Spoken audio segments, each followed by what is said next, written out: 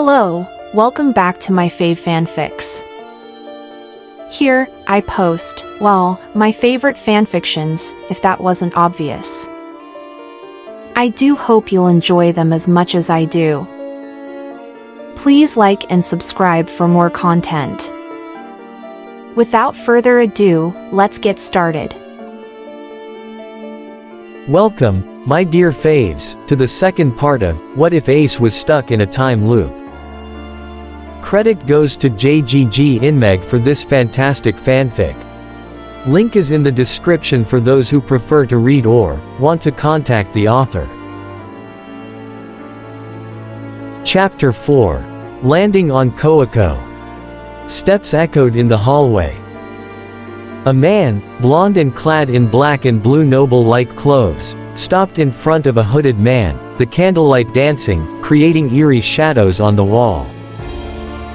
Your next mission is to infiltrate the Navy HQ and find the psychological evaluation of every Marine, the hooded man said to the other. The Navy HQ where Garp the Fist resides.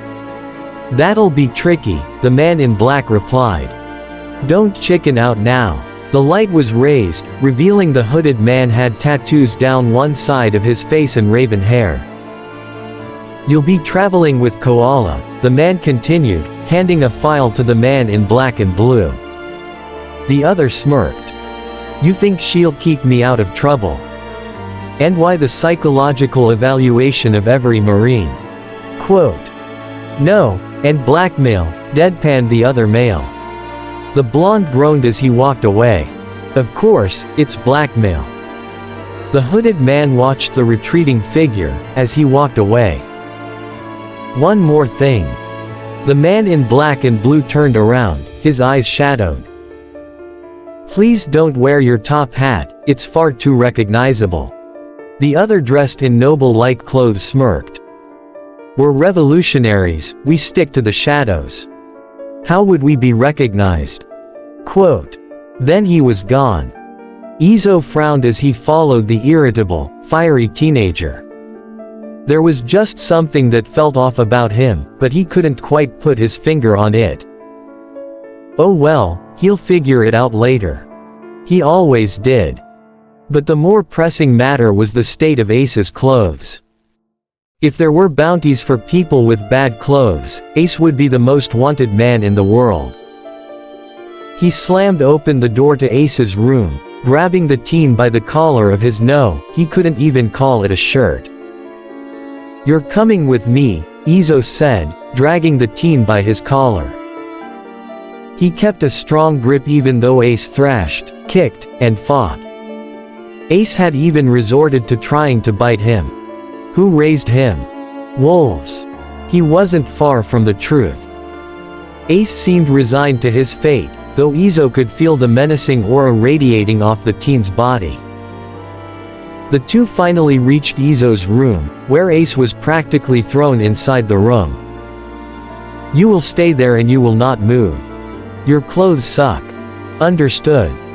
Izo practically threatened the brat. Ace nodded meekly. The only thing that was going through his mind was the fact that Izo could be pretty damn scary when he wanted to.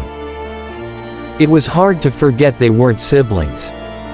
Izo began tossing different colored shirts over his shoulder, mumbling quietly to himself.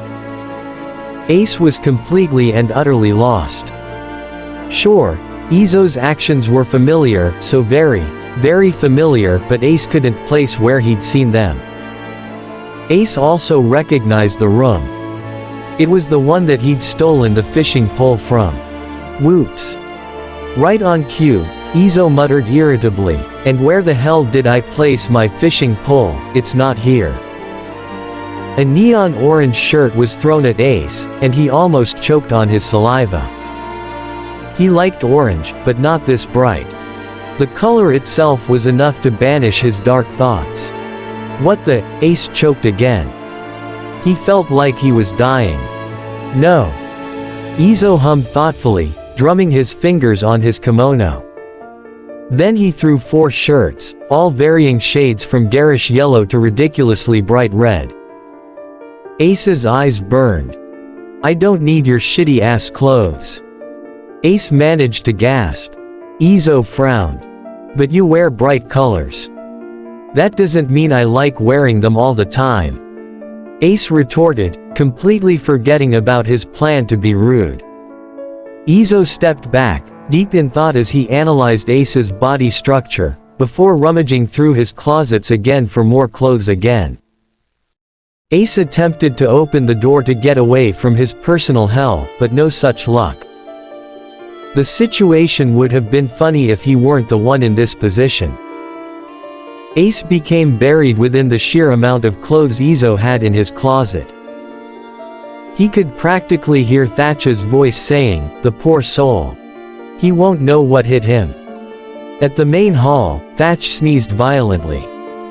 Marco handed him a tissue. Finally, Izo pulled out a button-up that was blue in color, but not one so absurdly bright. It was stretchy and fit comfortably. Izo didn't even wait for Ace's approval. All he said was, "Next, pants." Ace had a look of utter horror upon his face, while Izo flashed him a Cheshire smile that could rival the devil's himself. Thatch talked with Marco in the dining hall. If Izo really did go to get the kid better clothes, well, there's no coming out of that situation intact with your sanity. Marco frowned. But didn't Pops pick him up because he was insane? Quote. Good point. Fire Fist's one hell of a rookie. He's just really sad and lonely. Marco nodded agreeably. Thatch sneezed again. Okay, who's gossiping about me? Thatch yelled in exasperation. Haruta popped his head in. Well, Ace is currently getting drowned in clothes. While cursing and trying to escape. Serves him right, I guess, for trying to kill Oyaji.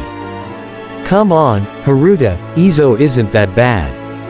And what do you mean by, serves him right? Marco questioned. Oh yes, Izo is, Thatch and Haruta said in unison. And wait a second, how do you know what Ace is doing? Marco started. Haruta disappeared. Marco groaned. He could feel the impending headache. 6 hours later. Ace finally escaped from Izo, scowling as he walked down the hallway. He still had to kill Whitebeard. How should he attempt to kill him this time? Ace passed by a food storage. Oh well, he would eat first. He quickly stole a couple loaves of bread, a little bit of meat. The Whitebeard pirates wouldn't notice. They had 1,600 crew members to feed after all. Lost in thought, he wandered to a hidden passage he'd found exploring the ship once. Now he could think about his plan in peace. Marco hated being called a pineapple, turkey, bird brain, chicken, and any insult related to the bird spectrum or a type of fruit. Thatch absolutely hated food getting wasted. Thatch would be really hard to piss off though. He was too kind and forgiving. He could provoke Izo by questioning and or ridiculing the type of clothes he wore. Ace learned that the hard way in a pastime loop by asking an innocent question relating to Izo's fashion choices. Haruta being called short, weak, looked upon as a child, or anything of the sort. Nemur, he hated being discriminated against as a fishman. Ace knew he couldn't say that to his face. He couldn't stoop that low, even if he wanted to look like an asshole. He supposed if he insulted Oyaji, their Oyaji, enough times the crew members would hate him, mob him. Throw him off the edge of the ship, and leave him to drown. He really didn't want to do this. He wanted to be welcomed into the family and live happily ever after, just like the fairy tales. That never worked. Stop being so selfish. Go kill Whitebeard already, you coward. And everything will be fine, and you can sneer and snarl through the pain as always. That felt really motivational. Lucky me. Stealing his resolve, Ace let his eyes grow cold, emotionless, uncaring. He didn't care about the crew members on deck. Yes, he did. He was Portgas d'Ace, and he was an asshole. No, he just wanted to save his family. Making his way through the secret passageway, he reached the back of Whitebeard's chair. Over the process of trial and error, Ace had learned how to hide his presence completely, even from an Admiral, Yonko, Garp. Here we go. Ace let a tiny bit of killing intent seep out, letting Whitebeard know he was there to kill him. If a rookie hid his presence so well a Yonko couldn't sense it, it would raise a tidbit of unnecessary questions that would be lots of unnecessary trouble. He let his fire take over and do the work for him. And the deck of the Moby was scorched with a wild inferno. But Ace had let his flames run wild too much. He saw, with perfect clarity, the way Vista's eyes widened in surprise as the flames reached out to him. Shit. Shit, no. Ace was back at Marineford again. Laughing wildly, he released his flames, a crazed, psychotic grin etched onto his face. He lost control, and the flames reached out to scorch both allies and enemies. He remembered Vista's horrified face as the flames reached out to him, drawing him closer. Like how Sabo probably died. Ace unintentionally let loose a burst of Conqueror's Haki, pulling him back to the present. I'm here now. This isn't the past. Wait. Here now is me attacking Whitebeard. Ace looked up just in time to see a giant fish crash down on him. Then all he saw was the deck of the Moby before he lost consciousness. The flames on the Moby sputtered and died out. Want to go back, there's still things to amend. How could these people forget about Rem? We can't keep living in agony, I got these fears and my guilt that stay dragging me. I know I have to be pushing through tragedies, shoulder their burdens, till I'm past capacity. Marco was very, very stressed. Dealing with a certain D carrier was even worse than having to deal with Thatch and Haruta's pranks. Really, he almost hurt Vista because he was careless of his flames, although to be fair he was trying to kill Whitebeard and intentionally. Being an asshole. Of course, he got so much paperwork because of it. Watching from the crow's nest though, he had watched as the teen's eyes grew disturbingly cold, sad, regretful. He had always been good at reading emotions through years of being on the sea. Ace had only been on the Moby for 3 days. To be fair, if the Izo treatment was really as bad as Thatch and Haruta claimed, he could see why the teen was pissed off. Marco had dealt with these kinds of people before. They all joined the crew through poking, prodding, general violence mostly done by the commanders and pops, and last but not least, kidnapping. Marco had dealt with depression before.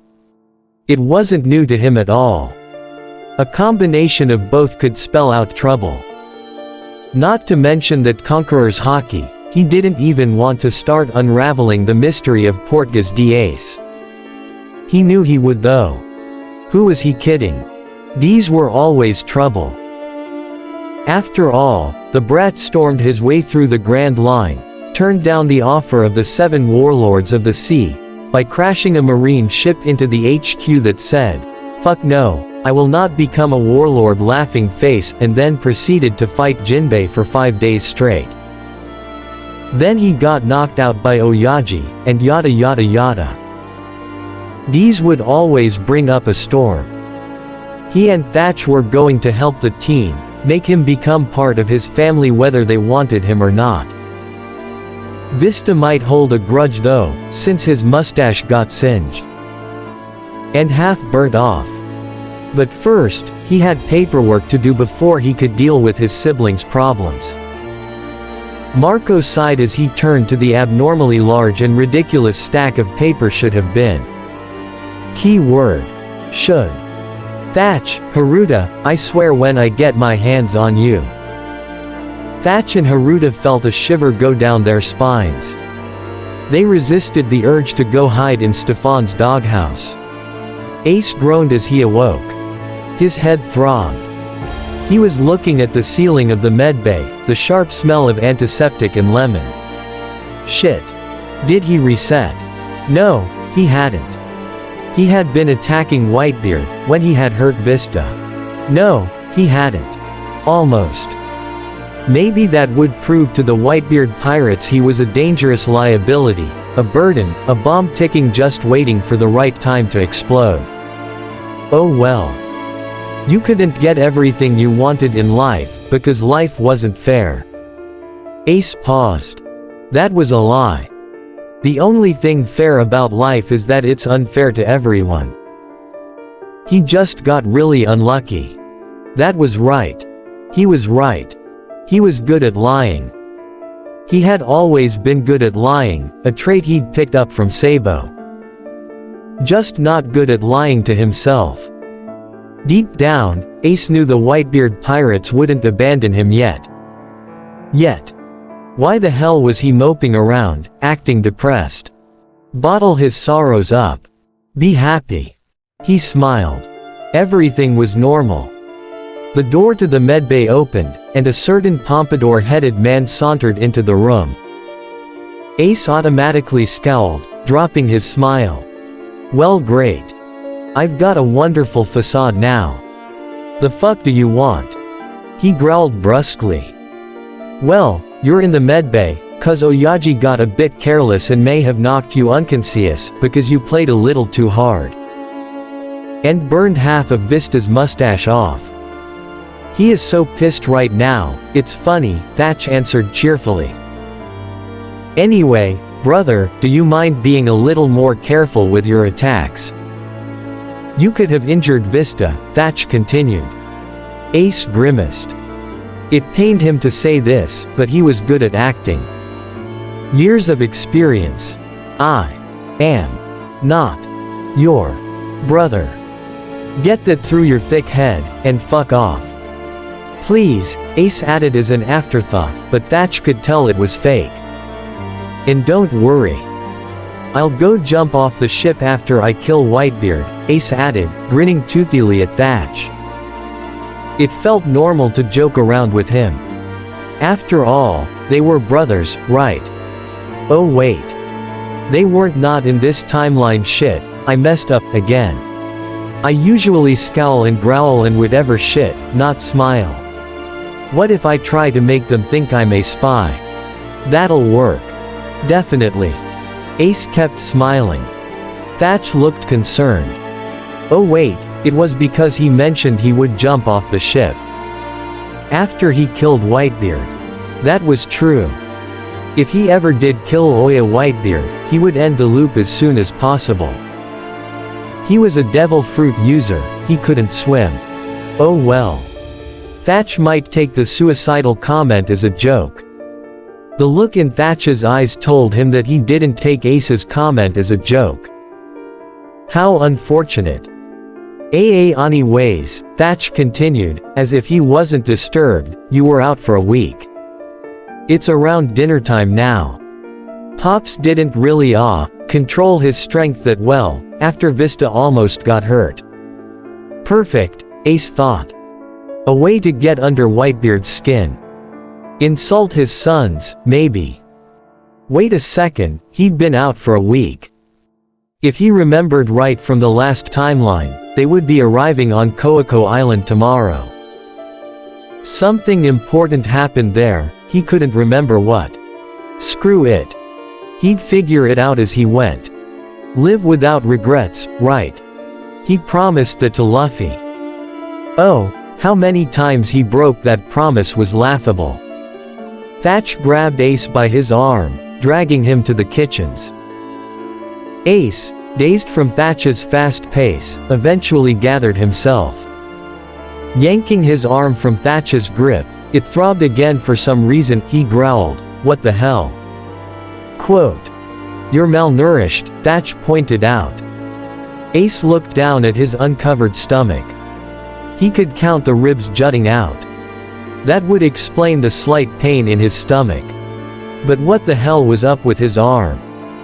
It had hurt for the last couple of days. From the day he attacked Whitebeard in the middle of the night. The aroma of food dragged him out of his thoughts. Thatch hopped from foot to foot, bouncing around like a kid who'd eaten far too much candy. Ace looked up, only to be met with the sight of a slab of meat being shoved down his throat. What the hell? He gasped, choking before swallowing the meat. Damn, that food was good though. Maybe he could eat. Just a little. It's decent, Ace grudgingly admitted. He'd almost forgotten what Thatch's food tasted like. Shit. His plan to act like an asshole. Stop being so selfish and get out of their hair already. His muscles froze.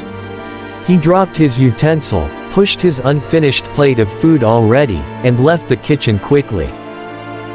Making his way to the top of the figurehead, he sat deep in thought. He couldn't be drawn into their pace. He couldn't. It was for their own good. Slamming the figurehead angrily, Ace groaned. Fucking hell. This was so damn hard. Why couldn't he remember simple solutions? Not so simple problem. Save his damn family. Do whatever it takes. And break the loop. Simple solution. Act like an asshole, get them to reject you, and when they do, get as far away from them as possible. Then they would be safe. He couldn't remember that. Maybe he should end the loop. He'd messed things up enough. He gazed at the water wistfully. If only it were that simple. He hoped that when he died one day, 1,000 years later, the afterlife would be a lot peaceful. His damn demon blood probably caused this. Son of Roger, shouldn't have been born, shouldn't exist. He let a smile creep onto his face. His eyes stung, but it was just the salt water. And he laughed. Laughed his pain and worries off, his fingernails clutching into his sides. An hour later, Ace felt better. When he finally returned to his borrowed room, he just lay awake all night. No dreams, stay awake, don't dream of the incident. Of course, his exhausted mind and body betrayed him. They're like my family, they won't be casualties, witches and cultists, they have the audacity. Mess with mortality, I know it's selfish, but I'll keep on working to stop the catastrophe. Ace cried as he stared, searching the horizon desperately for the slaver's ship. Narcolepsy hit him at the last minute, right when Luffy had needed him the most. He's failed his brothers again. Useless. Weak. He pounded the ground, sobbing uncontrollably, losing his mind. Ace stayed that way for the next couple of days, refusing to eat. Finally, Marco came to pick him up, to see what was wrong. He found Ace in a disheveled, depressed state among the ruins of what used to be Fuchsia Village. Marco brought Ace and his ship, Striker, back. Ace refused to say what was wrong. Ace remained in shock. Didn't move for a week. A month. He was moved to the medbay. Finally, Oyaji came to talk to Ace, and Ace finally told everything, the events that had occurred, including the time travel. Oyaji listened to every word he said. Ace could trust Oyaji. He knew that Pops would believe him. He just wasn't sure about everyone else. They would think he was insane, crazy, delusional. And he was right. Izo, Haruta, Vista all didn't believe him. At least Marco, Thatch, and Pops did. He called Garp to tell him about Luffy. Garp predictably got angry and raged for days, furious at the loss of his youngest grandson. Ace pulled himself out of his depressed state and began to search. Search for Luffy. The bastards had better not branded him. If they did, Ace would never forgive himself. Ace searched for weeks, months. He even ran into a top-hatted man named Sabo. But it wasn't his Sabo. He didn't know who Ace was. Ace punched him in the face and ran away. He continued his search. A year passed. Then Ace finally arrived in Sabayati Archipelago, in a last-ditch attempt to find Luffy. The announcer came on stage, dressed in bright neon colors, grinning sadistically. It took all of Ace's willpower not to throw up. And now, we're presenting a rare specimen, a slave who ate the gum-gum fruit. It gives the user properties of rubber. The spotlight opened. The curtains did as well. And Monkey D. Luffy, still wearing his straw hat, was yanked forcefully out. Ace snapped at that point. He burned the auction house to the ground. He used Ryuo to break the bomb collar off Luffy. He was still weakened by his seastone cuffs though. Luffy had grinned, a smile so free and full of joy despite being locked up for 2 years as a slave. Ace came for me. I knew he would. Luffy had proclaimed proudly. And Ace took Luffy and ran. He had to go before the Admiral came. And an Admiral did come. Who else but Akainu? Ace threw off the covers. He had at least woken up before the worst part happened. Shaking his head, he pulled himself to the present. Then the ship groaned and swayed. Ace heard various shouts coming from outside. We've landed. Quote. Koiko Island, here we come. Quote. Damn it, I hate this time of the year. Ace felt adrenaline coursing through his veins. His murder attempt on Poe Whitebeard could hold on for now. He hadn't been on land for a week. Excitedly, Ace slammed open the door, only to be met with a bucket of ice-cold water to the face. Chapter 5. Problematic. Not for the first time, Ace cursed Thatch. For whatever reason, the dumbass had decided to rig a bucket of water over the door, so the first person who opened it would get a very, very cold surprise. Needless to say, it wasn't pleasant. Then, the idiot dragged C. Forced Ace to come stock up on food supplies with him. Ace didn't understand. He had been acting like a cruel bastard for the entire time he was on the Moby. Why couldn't they just let him go? Then they would be safe and happy. Ace sad and depressed, but hey, at least they would live. Maybe he needed to take his rudeness and hostility up a notch. Currently, Thatch was bartering with a merchant on Koiko Island, ignoring the shouts and screams. Shouts and screams. Koiko Island was infamous for the notorious pirate crews, marines, slave traders, and even revolutionaries that docked here. If Ace saw any slave traders, well, let's just say they would go to the afterlife the hard way. In other words, Koiko Island was a lawless town. Fights broke out a lot. But Thatch, being the civilized, kind-hearted pirate that he was, actually paid for the supplies. Ace supposed it was considerate. But since he was so damn kind-hearted, it would be hard for Thatch to get really angry at Ace. Damn. He really needed to find out what made Thatch tick. Thatch finally finished with the merchant, having reduced the price of the peppers to half. Another thing about Thatch was that if he wanted it, he got it.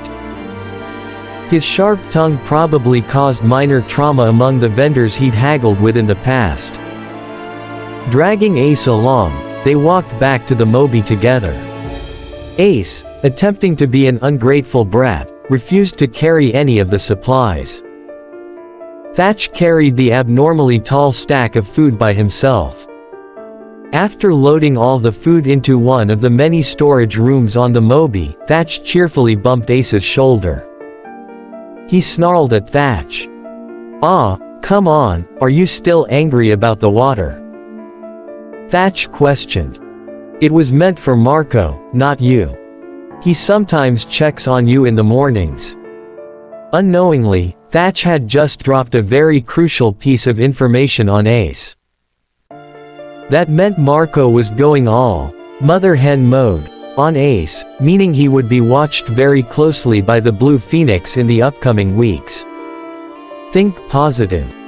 You might not even stay here for weeks. Frowning, Thatch scrutinized the kid. Was he seriously still miffed about the water? It was just supposed to be a little joke on the pineapple head. A light bulb went off over Thatch's head. Maybe he would buy the kid a drink at the bar. And get seriously drunk too. Then he would be all happy again, maybe actually eat his food. Oh well. The kid might think he didn't show it, but it was pretty obvious he was attached already. If something happened, Ace would probably back him up. Yeah, right. Dragging the fire brat again. Seriously, Thatch was pretty sure Ace could walk by himself. They journeyed in search of a bar. Hey, what the hell are you doing? Ace practically screamed in Thatch's ear, coming to his senses. Why does he space out every now and then? Oh, we're just going to a bar. I'm gonna get you a drink. Thatch responded. Contrary to his expectation, the kid muttered under his breath, I don't even like booze. I also can't get drunk unless I'm wearing Seastone. I'll buy you food. Quote. Thatch could nearly see Ace's inner turmoil. No, he finally answered. If you don't like it, then why are you still coming? You aren't under any obligation to stay here. Just admit it already, you love us. Thatch exclaimed. You're right, Ace responded. Ah, so you do love us. Quote. No, I'm not under any obligation to stay here. With that happy note, Ace turned heel and made his way into Coco Island's forest. Quote. Damn. The kid had problems. Thatch could tell Ace wanted to be left alone for now.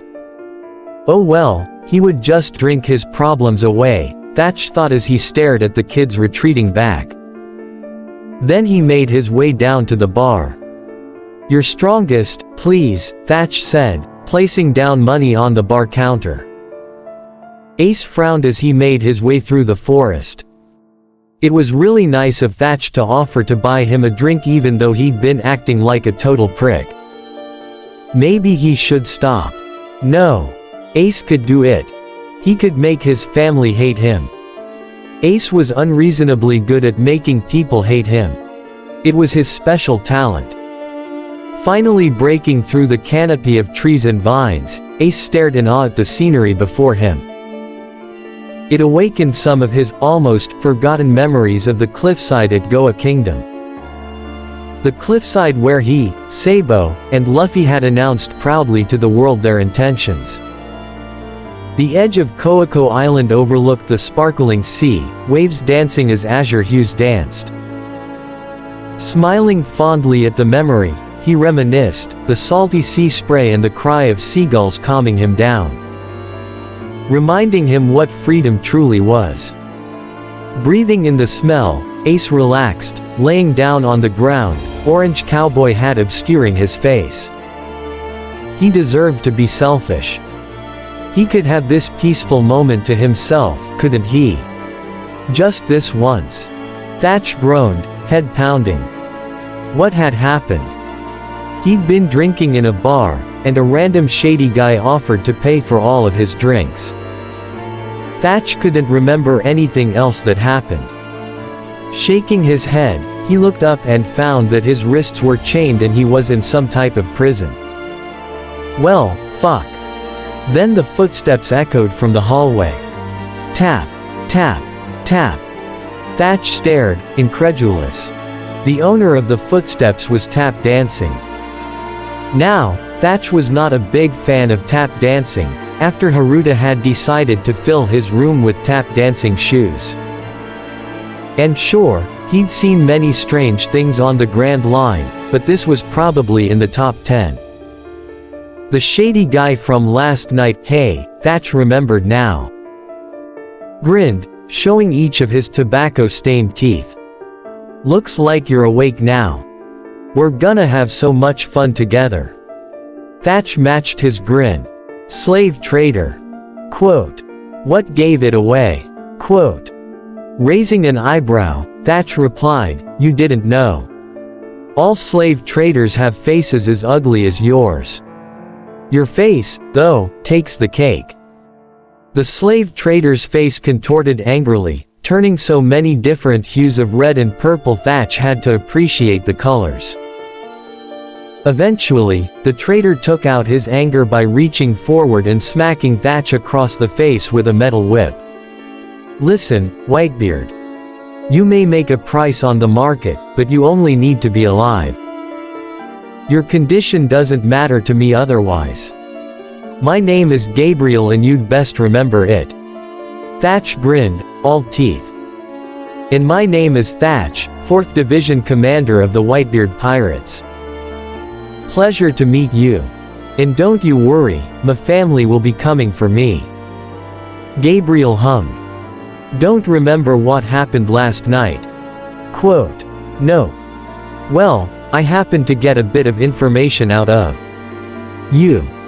You see, you talked about an interesting kid named Ace, whom you kidnapped. According to you, he's very depressed and probably wants to die. But don't worry, Thatch. I'm sure he'll fetch a high price on the slave market. In fact, some of my men are coming to get him right now." Thatch felt fear. Not for himself, but for Ace. He was still in a weakened state and Thatch wasn't entirely sure if Ace could survive what was coming for him. Not that he would let his feelings show. Ace is pretty fucking strong. I wouldn't underestimate him, if I were you. Why do I lie awake in my bed, nightmares all around with no end?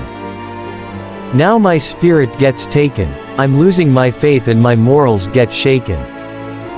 Live again and again in my head, I can't keep going, till they end up dead.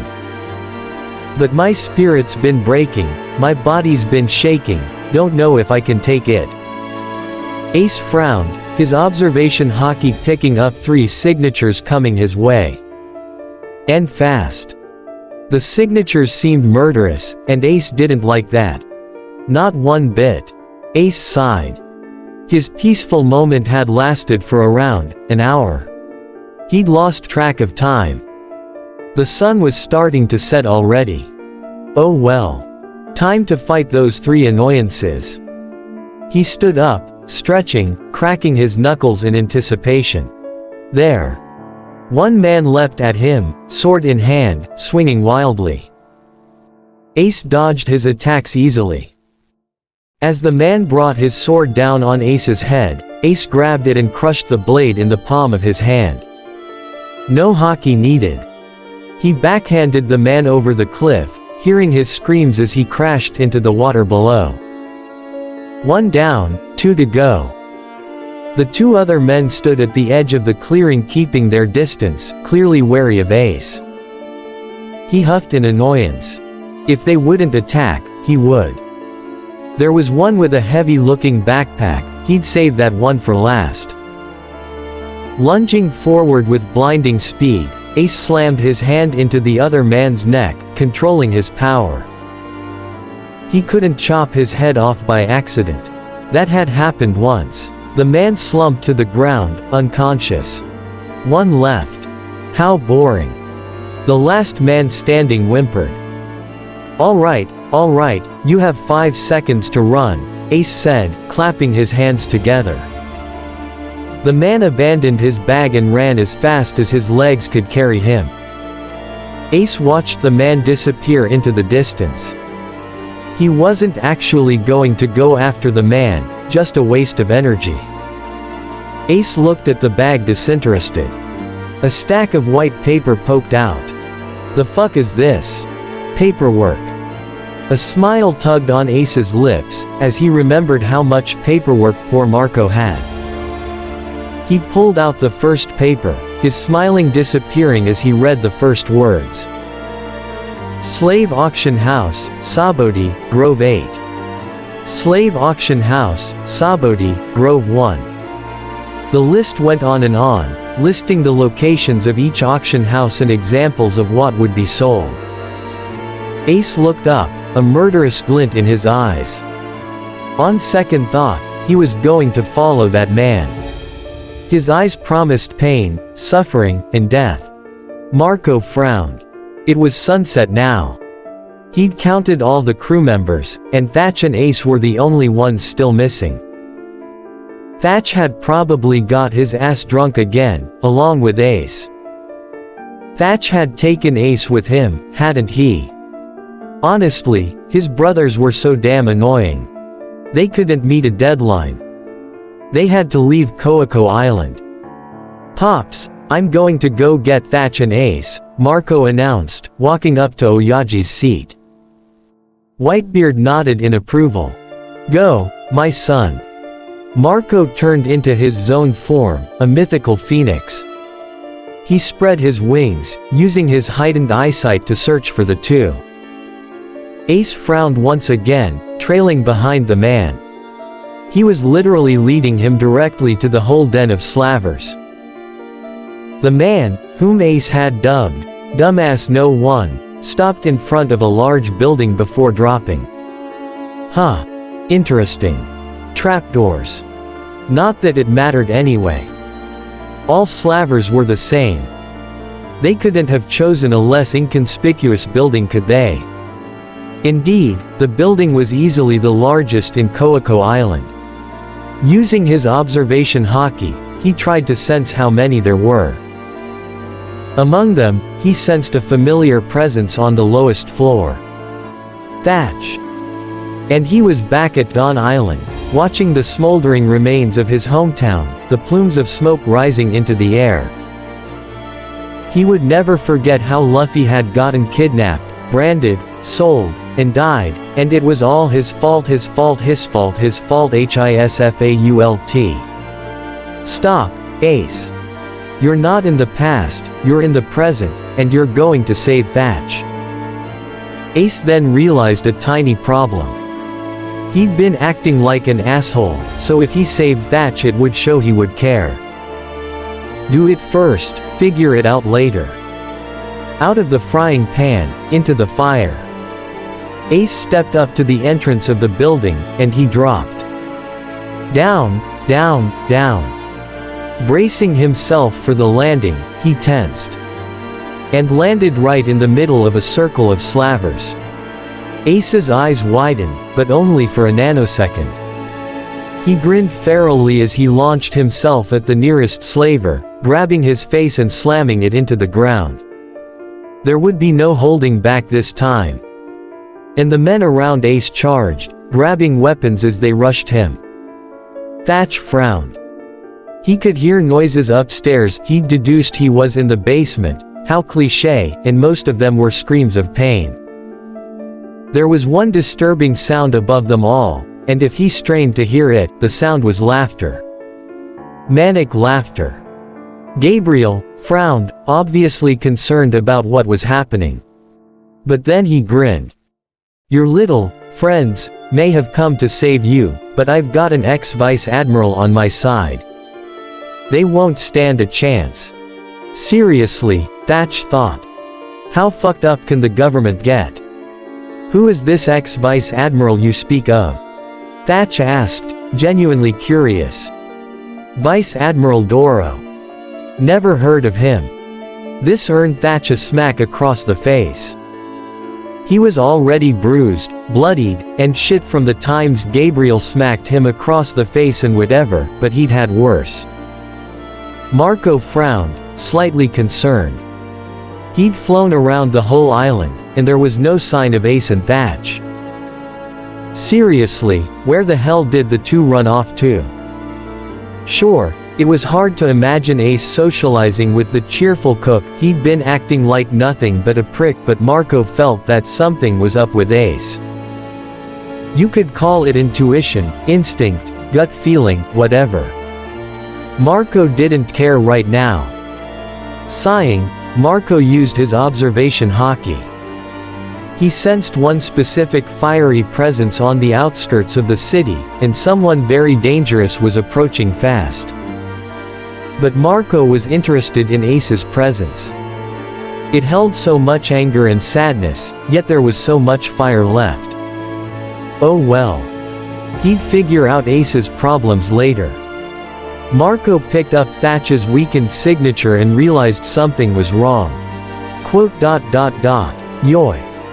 The dumbass had gotten kidnapped by slave traders. Guess it was time to save his sorry pompadour ass. And Ace's too. Ace laughed. He felt so free. In the midst of the chaos and fighting, he laughed and laughed and laughed, pulling punches and fiery fists. Hegan. He yelled, shooting his opponents with little fire bullets. The men howled as they fell, some clutching the smoking holes in their chests. But seriously, for each man that went down, at least 3 more came to replace them. Ace dodged as a traitor swung a sword wildly at Ace's exposed back. He was consequently blasted back through a couple of walls. Ace would be lying if he said he wasn't feeling a bit drained. After all, he wasn't exactly in top shape. There were hundreds of the traitors. How many people could the building even fit? This was absolutely ridiculous. Eventually, Ace didn't know when, the men finally drew back. He would have gone after them, but his hair rose at the end of his neck. What the fuck? Turning around, Ace was met with a hockey-imbued fist to the face. He crashed through the floors, landing at the bottom of the basement, and saw a man leap in after him. Ace recognized the man, Vice Admiral Doro, still wearing his flamethrowers on his arms. He was the one who saved Asuka from a fire, only that he didn't actually care about saving people. He only cared about killing pirates. In other words, he had a pretty fucked up sense of justice, like Akainu. Wait a second. Wasn't Thatch in the basement? Oh well. He'd have to fight Doro first to get to Thatch. Ace grinned animalistically at the man before him. Guess you're not in the Marines anymore. What must Asuka think of you? Ace asked, tapping his finger on his chin mockingly. Doro glared at Ace. I'm not playing your games, Portgas. I'm here for what happened last time. I want a rematch. It wasn't fair. Ace smirked. Who says pirates play fair? Quote. Doro blasted some fire at Ace. Ace ran straight through it, slamming a fiery fist into Doro's head. Doro reeled backwards, and Ace spared a glance around the room. Cells were lined up among the walls, and Ace could clearly see the faces of some of the creatures inside the cages.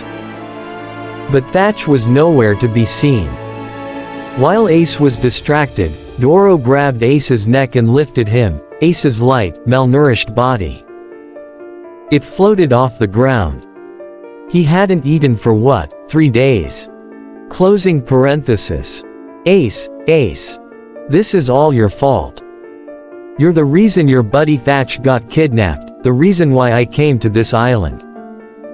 You should feel so special that I came here just for you. Ace growled at Doro, fire raging in his eyes. Says the man who put children in harm's way the last time we met.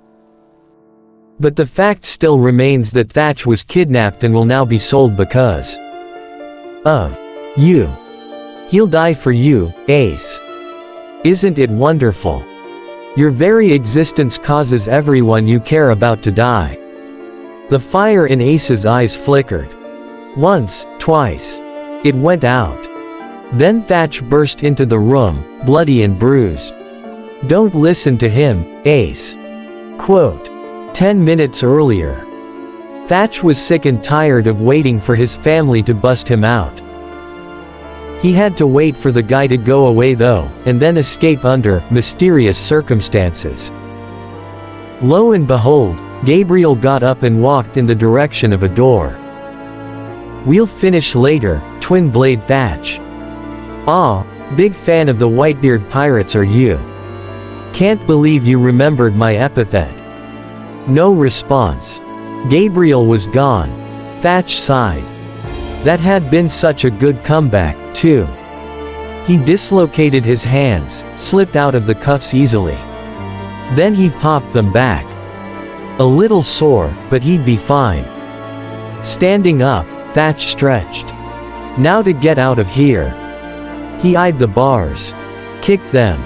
They fell down with a crash. Big fan of the Whitebeard pirates, my ass. Shoulda at least known we were stronger than this, Thatch muttered to himself. Where the hell had he placed his hairpin?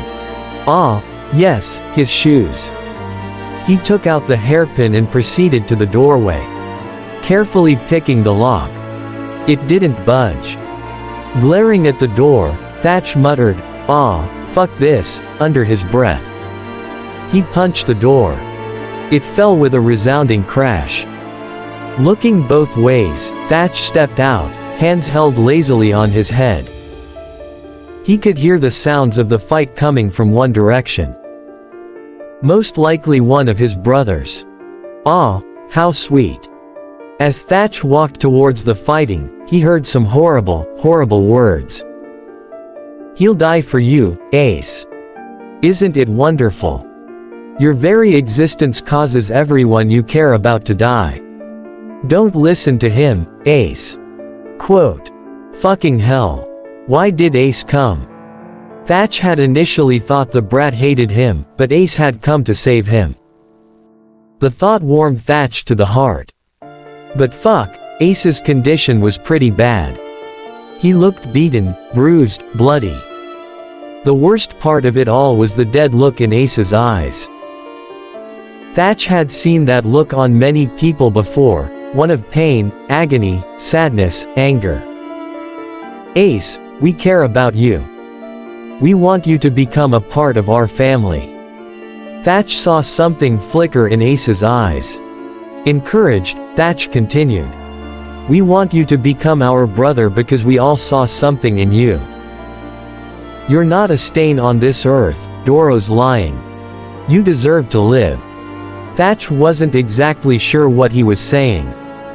He'd only known the kid for around a week, but he'd already grown attached to the boy. But his words had an effect. Ace shook violently. And the fire returned back to his eyes.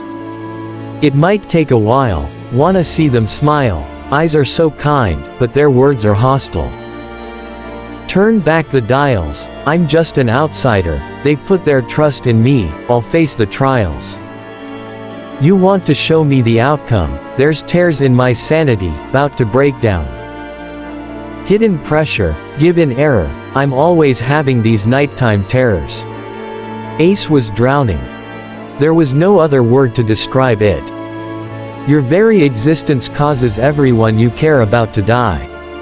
Ace wasn't fighting Doro anymore. No, he was falling down, spiraling into a deep, dark pit. The ghosts of the past tugged on him, whispering in his ears. Then Sabo appeared, but it wasn't the Sabo Ace remembered. No, this was the Sabo with half his body melted off, smiling a grisly smile, the blood dripping down his eternally youthful face. You know, Doro was right, Ace. Your existence does cause everyone you care about to die. Stop it, that's not true, Ace muttered, but weakly. Then, why weren't you there for me, Ace? Quote. I'm sorry, Sabo. I was. Oh no, it's alright, Ace. You really should have died with me though, stop the Whitebeard pirates from dealing with such trouble. Ace shook his head violently, palms pressing into his eyes. You can't tell me what to do. You're just a figment of my imagination. Or am I, Ace? Maybe you're closer to death than you thought. No wait, scratch that. You'll just come back in another loop, to eternally torture the Whitebeard pirates. Son of a demon. Ace's breath hitched. His breathing quickened. "No, Sabo, that's not true, stop it." Sabo smiled, one that didn't quite reach his eyes. "Ace. You're my brother. Come with me," he said, offering a hand. "I'll take you to hell with me, so don't worry. We'll be together forever and ever and ever and ever. No one can separate us again." Ace stared, through tears, at Sabo's hand. He slowly reached to take it. But then he stopped. Why does everybody call him Pops? Single quote, single quote. Ace stared at the ground, head between his knees. The enticing smell of Thatch's cooking wafted up to his nose. "Because he considers us his sons," Marco replied. "We're just a bunch of strays here, so it makes us feel good whether he really means it or not." Tears dripped from Ace's eyes. "You keep going like you're going, you're not gonna last. You won't be able to kill Pops in your condition. Either get off this ship and try again later, or stay and take the mark of Whitebeard on your back." Quote. Ace remembered the day he took the mark of Whitebeard, how he proudly showed it off to the crew. He never once regretted joining. Pops, Marco, Thatch, Izo, Haruta, Jozu, Vista, Blamenco, Rikuyo, Namur, Blenheim, Curiel, Kingdu, Atmos, Jiru, Fosa, Deuce, Luffy. He'd do it for them. The past could be changed. "We care about you. Quote. You deserve to live." Ace jolted, trying to free himself from the prison he'd created in his mind. "I'm sorry, Sabo. I'll see you later." Sabo's face fell. Ace opened his eyes. Marco had made it. Finally. A large building stood in front of him, looking like it took a long time to build. Pretty old, the foundations were quite weak. Ace and Thatch were underground. But there were at least 100 men coming to them. Marco sighed, walking to the doorstep. In human form, he dropped down, and before he hit the floor he spread his wings, flying through the passages. He was met with the sight of hundreds of men lying unconscious, bloody and beaten, on the ground. Marco let out a low whistle. Fire Fist really outdid himself. Stopping to look at a fresh scorch mark on the wall, Marco thought, well, they didn't give him the epithet, Fire Fist, for no reason. Marco looked down at a very human-shaped hole in the floor. 3 guesses to whom the hole belonged to. Sighing, he jumped down the holes and was met with the sight of a large man about to stab Thatch, Ace on the ground unconscious. Chapter 6. Off we go. Gabriel ran. He honestly didn't know what the fuck was happening back there, but whatever it was he was not going to stick around to find out. His subordinates would protect him, they were all useless anyway. Into the forest. He dodged the vines and thorns that scratched his face. He was so focused on getting away that he didn't notice the shadow looming over him before it was too late. Splat. His body was crushed on the ground.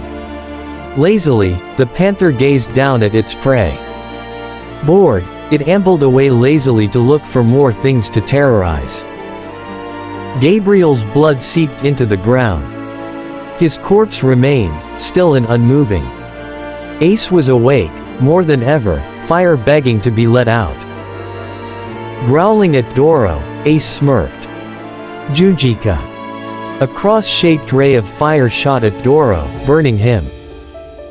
Doro released Ace, and he stumbled back clutching at the wound. "You've really done it now," Doro said, smiling through bloody teeth. "You'll fetch a prettier price on the slave market, higher than this old geezer." He pointed at Thatch, who squawked, outraged. Growling, Ace stumbled forward. Only for his legs to give way, resulting in his body crashing to the ground. Fucking narcolepsy. It could cause cataplexy at times, and this was possibly the worst time for it. Doro assumed Ace was too tired to fight. Guess you're too weak to defeat me this time, Firefist. Although if we sell you, we won't need the cook. Guess I can kill him then. No. Ace fought against the paralysis, struggling against the invisible bonds that chained him to the ground. Doro stalked towards Thatch slowly, dagger, where had he gotten that from? And prepared to stab him. Thatch knew he could protect himself with fists only. If he was in his prime, he could have beaten Doro easily. He was not in his prime. Thatch caught a hint of blue out of the corner of his eyes. Blue fire.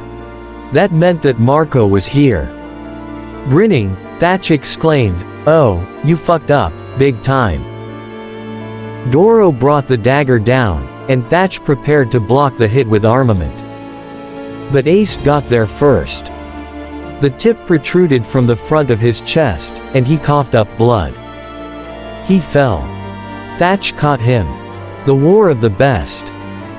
Cannons fired, Ace's siblings were fighting, and one by one they all fell. Punching a Marine, Ace came face to face with Thatch's smiling face. "Hey, buddy. How are you holding up?" Thatch asked, skewering a Marine who got too close. "I'm doing just fine. I'm not weak, you know." Ace pouted. Thatch laughed, and Ace glared at him. The sword came out of nowhere. A Marine stabbed Thatch in the back. And it wasn't the Marine whom Ace turned his flames of vengeance on, no, it was Teach Kaido Akainu. And Ace failed to save his brother. Again. Because he was too weak. But no, he wouldn't let it happen this time. Ace snapped back to reality. Forced his body to move. Threw himself in front of Thatch, took the hit for him. The world dissolved, voices fading into the background. Ace vaguely recalled blue flames behind him. He faded in and out of consciousness, a smile making his way onto his lips, his eyes shadowed by his cowboy hat. Then he fell into darkness again and knew nothing more. Marco growled angrily, punching a hole in the wall. Whoops. He probably shouldn't have done that. But, seriously, he was pretty fucking pissed. Ace had taken the hit for Thatch, and then Thatch started blaming himself for everything. Including the fact that Ace had now been in the infirmary for around 3 days now. Right on cue, Thatch barged into the room.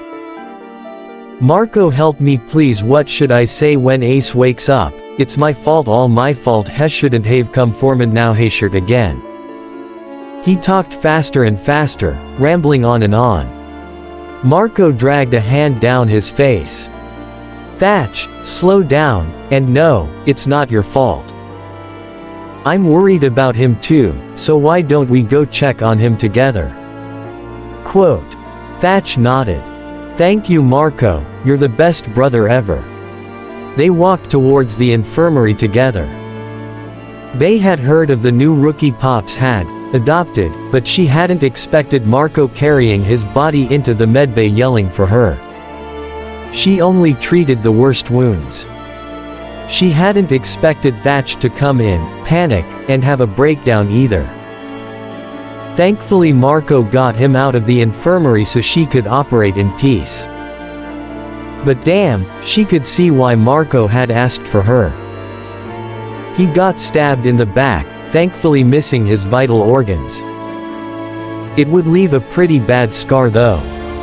A very tired Marco walked into the room with Thatch trailing behind him. Thatch ran up to her, screaming incomprehensible things into her ear. "What he means is Ace okay?" Marco translated. "He'll live," they responded. Ace's finger twitched. "OHMYGOODNESSHISFINGERMOVED. Shut up or I'll ban you from the medbay," they said to Thatch. I'm sorry. Bay walked up to Ace, peeling his eyelid open and shining a light in it. Ace sat up, swatting her hand away. What the fuck was that for? He yelled. Already got a sailor's mouth, Bay commented. Ace ripped the IV drip out of his arm. Marco wanted to bang his head on a wall. Ace, you don't just rip an IV drip out of your arm, Bay started. I can and I will, was the reply.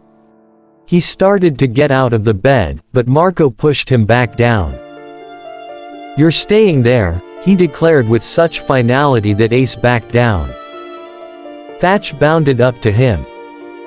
Oh my goodness Ace, I am so sorry, I should have protected you better, I don't deserve to be a commander, I'll throw myself into the sea. Ace deadpanned. Maybe I sacrificed myself so I wouldn't have to see your faces anymore. Marco blanched. Ace blinked. What? Quote. Nothing, nothing. Carry on. Ace swung himself out of the bed and immediately Bay was all over him, yelling, you'll tear your stitches, dumbass. Then die of blood loss. You can't kill me if I kill myself first, right? Ace asked, raising an eyebrow. I'm not sure if that was concerning, disturbing, or funny, Thatch muttered under his breath. It was the truth, Ace answered. Oh, fuck. He was supposed to act like an asshole, wasn't he? Ace thought. Well, anyways, Ace plastered a fake smile on his face. I'll be going now. There's a price for you saving my life, isn't there? Quote. Yup. Join Whitebeard, Thatch replied. Can't happen. Guess you'll have to torture me or something, make me walk the plank. Oh. You're going to force the Spades to join you, then throw me in the ocean. Why would we throw you in the ocean when we just saved your life? Marco asked, put off by Ace's unhinged smile. Don't know, don't care. He began to walk away. Where do you think you're going? Bay asked. To my room. Oh wait, I'm trapped here, scratch that, I mean my prison. Bye. He left the infirmary leaving behind 3 shocked, disturbed people gaping at him. If they kept forgiving him for being an asshole, which Marco, Thatch, and Whitebeard definitely would, he'd just act disturbing along with some insults. Wouldn't take long for them to throw him off the ship then. But fuck, he had to stop ending up in the infirmary. It was the 3rd time this month. Marco was concerned. He was pretty sure normal people did not make casual comments about suicide. Also, Ace never smiled. His facial expressions included scowling, glaring, sneering, and generally looking murderous all the time. Portgas Ace did not smile, no matter how unhinged it was.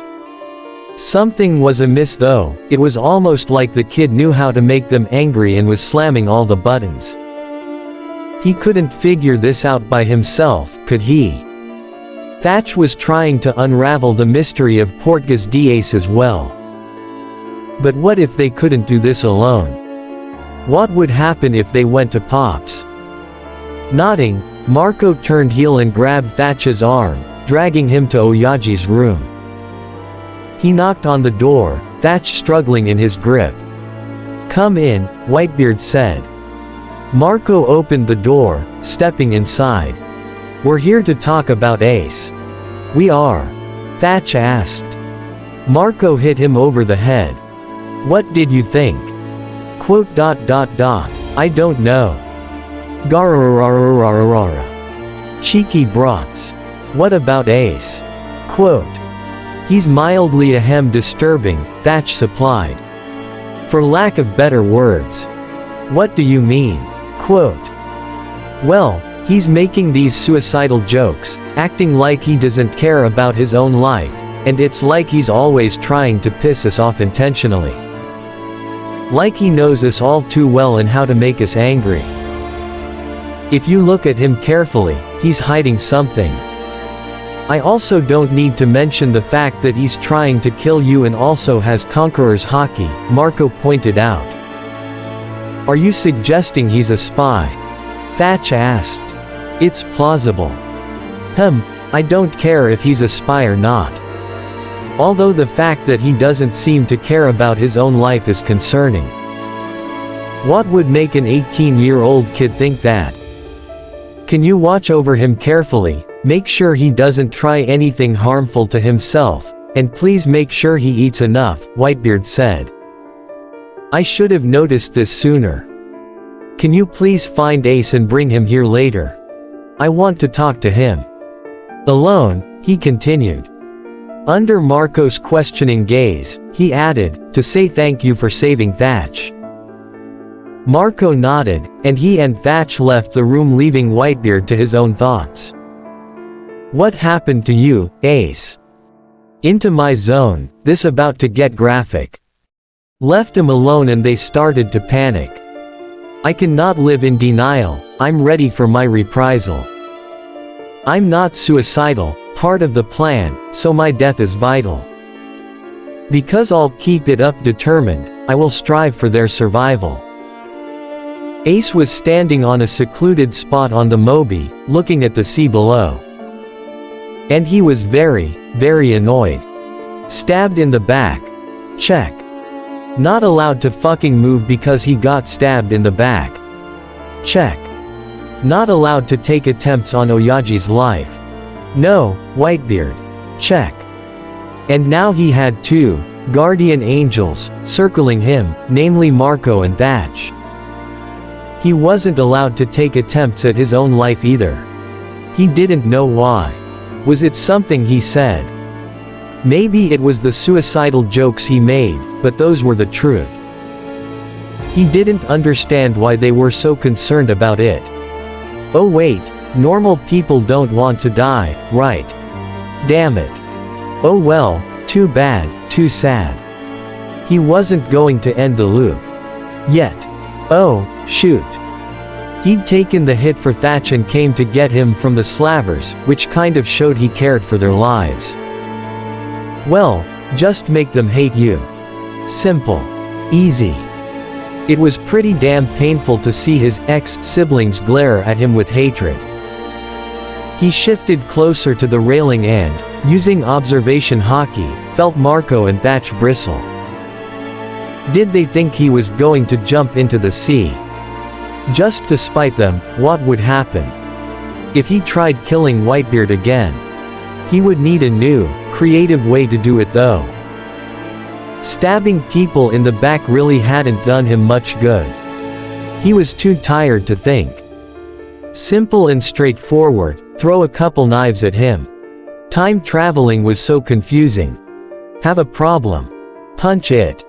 Someone bothering you? Kill them. You couldn't kill time travel. He hated that fact. Walking to the kitchen, he began searching for a nice, sharp knife to assassinate a certain pirate. Koala was understandably angry. Somehow, her dumbass of a partner managed to get caught while infiltrating the marine base, because he was distracted by a cool-looking seagull. And he was caught by none other than Garp the Fist himself. So now, the two were currently in the midst of rubble and unconscious Marines, one in particular cracking his knuckles. But she was caught completely off guard when Garp growled, "Where the hell have you been, brat?" Quote. Fist of love. Quote. Sabo was thrown through 3 walls, his pupils dilated. "She shitty old geezer," was all he managed to utter before passing out. Garp was pissed off. First, his oldest grandson, Ace, decided to challenge Whitebeard in a fight, which he lost, and he then got his sorry ass kidnapped by the man himself. Then his other grandson had the audacity to come back to life, pop into a marine base, and steal some documents before seeing him and passing out. Garp honestly hadn't hit him that hard, except he was in his ship's infirmary and out like a light for a couple days now. His partner, Koala, calmed down a bit after Garp explained he was the brat's grandfather, but still refused to leave his side and explain why the hell they had infiltrated his marine base. He had to admit, the dumbass had gotten stronger, although his burn scar was still unexplainable. Garp pulled out a rice cracker and munched it thoughtfully. His second oldest grandson groaned and sat up. He blinked, stared at Garp. Garp blinked and stared back at him. A few moments later, he pointed a gloved finger at Garp and screamed, "What the hell are you doing here, shitty old Gigi?" Exclamation mark. Question mark. Exclamation mark. Quote. "Why the hell are you alive, Sabo?" Question mark. Question mark. Question mark. Question mark. Garp roared back. Sabo's lower lip trembled. Kinda lost my memories. Getting shot by a celestial dragon can do that to you. He was given another fist of love. Sabo howled in pain, clutching the egg-sized lump on his head. How could I forget? Ace, Luffy, they're my brothers. I have to go find them. Oh no you don't. We're doing some training together, catch up on all the years you were dead. Garp grinned maniacally. Sabo shivered. Koala sat up, rubbing sleep out of her eyes. What the Sabo, you're awake. She cried, hugging him. Hey, Koala, so I kind of got my memories back, because Gramps hit me with a fist of love. Garp nodded, proud of himself. Does that mean you're going to quit the Revolutionary Army? Koala asked. No, I love fighting for freedom. I just need some time off. Find Ace and Luffy, my brothers. Hold it, you're in the Revolutionary Army? Garp asked. Chief of Staff. Garp grinned. Say hello to my son for me. Your son. Quote. Monkey D. Dragon, Garp clarified. Huh. Koala yelled. Oh, that was confidential. Forget I said that, Garp replied, picking his nose. Yeah, Sabo could really see the similarities between Garp and Luffy. Koala looked like she wanted to pass out, but then her brow furrowed. Your brother, Ace, what's his first name? Quote. Portgas. Portgas D. Ace. Sabo refused to think about how Ace hated his other surname. Koala paled a bit and showed Sabo a newspaper. The headline read, Portgas D. Ace, captured by Whitebeard. Sabo gulped. He knew Ace wanted to get out of his father's shadow, but this. How many days ago was this? He asked. 2 weeks. How far away are the Whitebeard pirates? A week, at best, Koala replied. Tell Dragon I'm going on a little trip. Koala nodded grimly, leaving the room. Garp grinned. Now, about that training. Unfortunately, this part is over. I hope you enjoyed it. My apologies for all those quotes. Please have a good morning, afternoon, evening, or night. See you next time, my dear faves.